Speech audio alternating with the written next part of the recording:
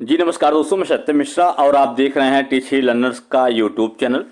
दोस्तों, आप सभी ये सोच रहे थे कि काफ़ी दिनों से जो बीपीएससी है उसकी तरफ से कोई भी अपडेट दोस्तों नहीं निकल के सामने आ रहा था। एक दिन दोस्तों सूचना जारी कर दी गई थी कि आपका जो डॉक्यूमेंट है उसको अपलोड करने के लिए या उसमें सुधार करने के लिए आपको एक मौका दिया गया था कि आप जो डॉक्यूमेंट है उसमें आप सुधार कर सकते हैं। उसके लिए डेट भी दिया गया था कि 21 से लेकर 25 तारीख तक आप अपने डॉक्यूमेंट में सुधार कर सकते हैं।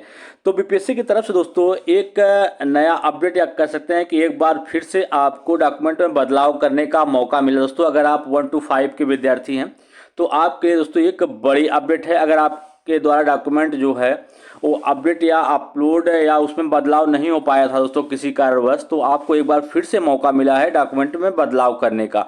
तो बीपीएससी की तरफ से एक ऑफिशियल नोटिस जारी हुआ दोस्तों, उसी नोटिस के बारे में इस वीडियो में चर्चा करने वाले हैं। ठीक है, तो सबसे पहले मैं आपको नोटिस दिखा देता हूँ कि कौन सा नोटिस है। यहाँ पे दोस्तों आप देख पा रहे होंगे कि एक नोटिस जारी हुआ है जो कि बीपीएससी की तरफ से या शिक्षा विभाग की तरफ से बिहार लोक सेवा आयोग की तरफ से एक नोटिस जारी किया गया है, जिसे आवश्यक सूचना के नाम से जाना जाता है। ठीक, इसमें क्या कहा गया है कि विज्ञापन संख्या 26/2023 विद्यालय अध्यापक नियुक्ति प्रतियोगिता परीक्षा के वर्ग 1 to 5 में सम्मिलित अभ्यर्थियों के अपलोड किए गए दस्तावेज यदि त्रुटिपूर्ण या अपठनीय हैं तो सही दस्तावेज को पुनः अंतिम विस्तारित तिथि 26/9/2023 से लेके 29/9/2023 तक अपलोड कर सकते हैं। दोस्तों, यहाँ पे फिर से एक बार आपका पहले जो डेट था ये डॉक्यूमेंट में सुधार करने का या अपलोड करने का, वो डेट था दोस्तों पहले था कि आप 21 से लेके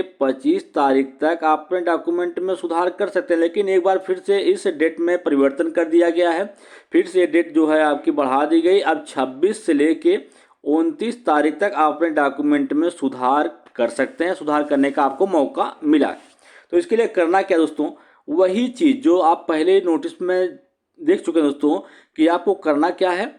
आपको इनकी जो वेबसाइट है उस पर जाना है। इसके लिए बिहार की लोक सेवा आयोग की जो वेबसाइट है उस पर आपको जाना है और उस पर जाने के बाद अपने लॉगिन आईडी और पासवर्ड से लॉगिन करने के उपरांत अपने डैशबोर्ड पर जाकर त्रुटि रहित एवं पठनीय प्रति अपलोड कर सकते हैं दोस्तों।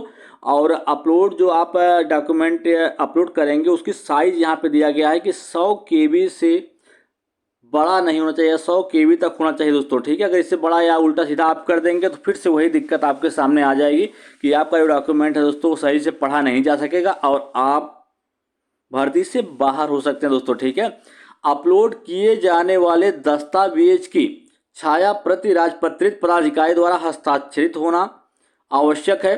साथ ही अपलोड करते समय राजपत्रित पदाधिकारी का नाम होना चाहिए, पदनाम होना चाहिए या पद स्थान होना चाहिए और साथ साथ उनका जो संपर्क संख्या या मोबाइल नंबर है वो भी अंकित करना सुनिश्चित करें।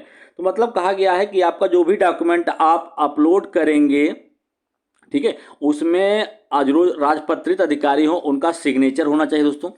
और उसमें वे किस स्थान पे कार्यरत हैं या उनकी पोस्ट क्या है और उनका मोबाइल नंबर क्या है, ये सारी जानकारी दोस्तों उसमें मेंशन होनी चाहिए। ठीक है, तभी आपका जो डॉक्यूमेंट है वो मान्य होगा।